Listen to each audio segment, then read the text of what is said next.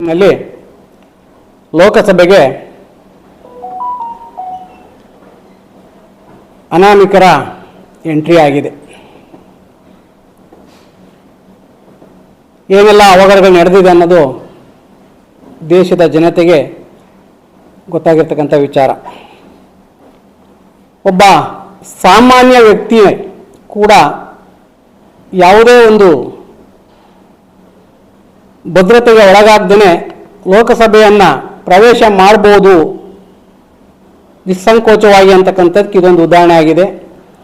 ಲೋಕಸಭೆಯಲ್ಲಿ 5 ಹಂತದ ತಪಾಸಣೆ ಇದ್ದರೂ ಕೂಡ ಈ 5 ಹಂತದ ತಪಾಸಣೆಯನ್ನು ಕ್ರಾಸ್ ಮಾಡಿಕೊಂಡು ಲೋಕಸಭೆಗೆ ಎಂಟ್ರಿ ಆಗಿರ್ತಕ್ಕಂಥದ್ದು, ಅದು ಕೂಡ ಈ ಗ್ಯಾಸ್ ಟಿನ್ಸ್ ಇಟ್ಕೊಂಡು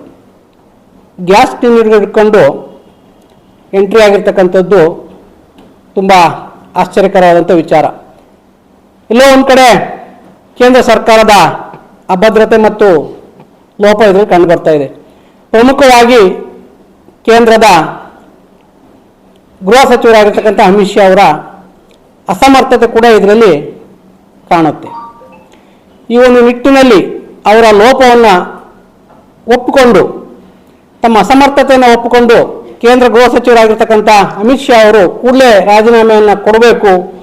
ಯಾಕೆಂದರೆ ಇದು ಪಾರ್ಲಿಮೆಂಟ್ ಏನಿದೆ ಇವತ್ತು, ಇದು ನಮ್ಮ ದೇಶದ ಆಸ್ತಿ.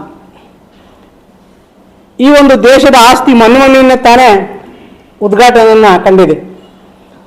ನೂತನವಾಗಿ ಉದ್ಘಾಟನೆಗೊಂಡಿರ್ತಕ್ಕಂಥ ಒಂದು ಸಂಸತ್ತಿನೊಳಗೆ ಎಷ್ಟು ರಾಜಾರೋಷವಾಗಿ ಪ್ರವೇಶವನ್ನು ಅನಾಮಿಕರು ಪಡಿತಾರೆ ಅಂತಂದರೆ,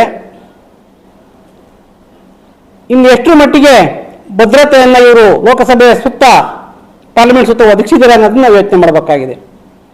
ಅದರಲ್ಲೂ ಕೂಡ ನಮ್ಮ ರಾಜ್ಯದ ಸಂಸತ್ ಸದಸ್ಯರಾಗಿರ್ತಕ್ಕಂಥ ಪ್ರತಾಪ್ ಸಿಂಹ ಅವರ ಪಾಸನ್ನು ಪಡೆದು ಪ್ರವೇಶವನ್ನು ಪಡೆದಿದ್ದಾರೆ ಅಂತ ಹೇಳ್ತಾ ಇದ್ದಾರೆ.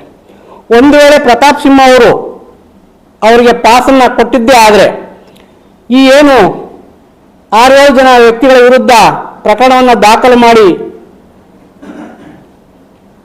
ದಸ್ತಗಿರಿಯನ್ನು ಮಾಡಿದ್ದಾರೆ, ಆ ಪ್ರಕರಣದಲ್ಲಿ ಪ್ರತಾಪ್ ಸಿಂಹ ಅವರನ್ನು ಕೂಡ ಹೊಣೆಗಾರನನ್ನಾಗಿ ಮಾಡಬೇಕು, ಆರೋಪಿಯನ್ನಾಗಿ ಮಾಡಬೇಕು ಅಂತೇಳಿ ನಾನು ಒತ್ತಾಯವನ್ನು ಮಾಡ್ತೇನೆ. ನಿಜಾಂಶ ಹೊರಗೆ ಬರಬೇಕು.